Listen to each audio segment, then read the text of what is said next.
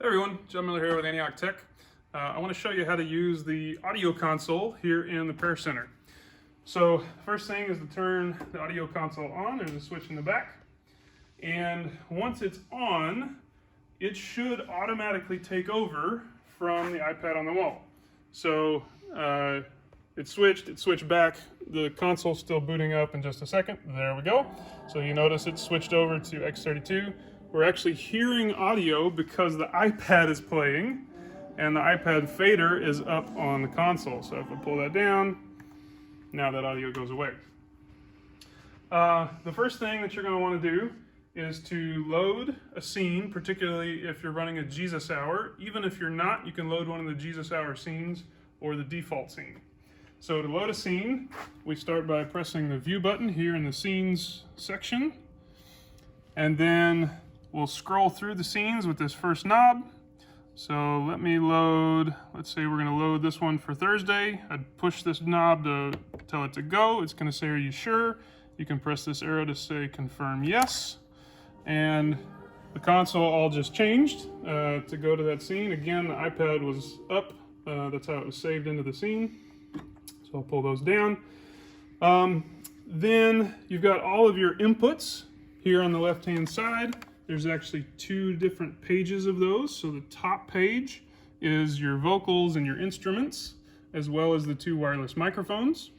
Then the second page is all of the drums, a few things that the band needs in their ears, and audience mics.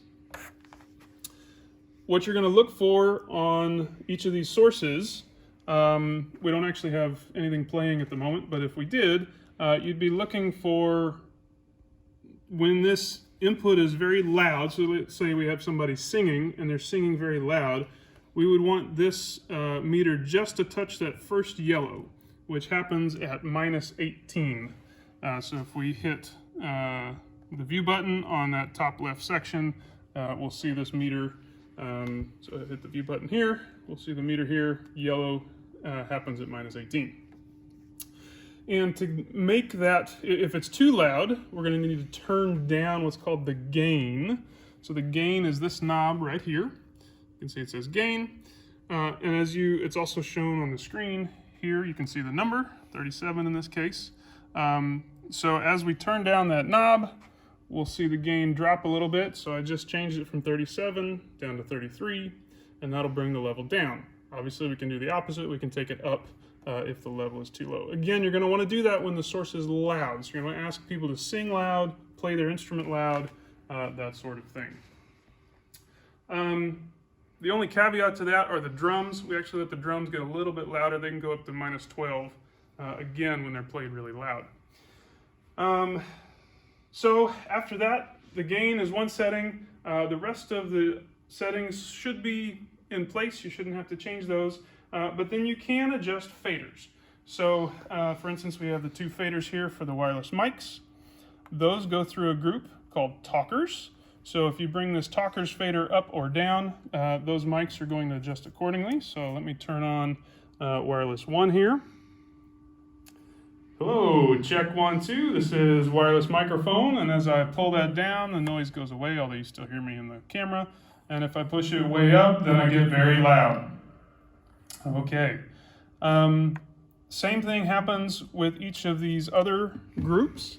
So we have a group for the vocals, the singers, the instruments, that would be acoustic, electric, keys, the drums, obviously all the drums, the tracks, which come from the computer.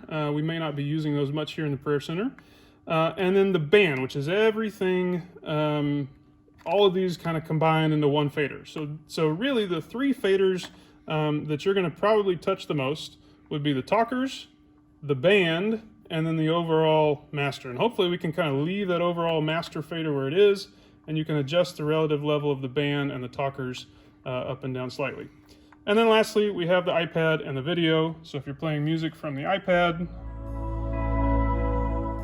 you can raise and lower that. Same with audio coming from the computer. That's what the video channel is. So that's the basic operation of the audio system. Everything on stage should be labeled, so you'll see labels on all the microphones, Vox 1, Vox 2, lead, You'll see labels on the cables for acoustic guitar, all of those sorts of things. The cables are also labeled with, at the other end, with the number where they're supposed to be plugged in. So if something gets unplugged, you should be able to get it back to where it belongs. And then when you're done, you just want to make sure to turn it off. It'll make a small pop like that, and that's okay. And then the system will recognize that you turned it off and switch back to iPad control. And that's it.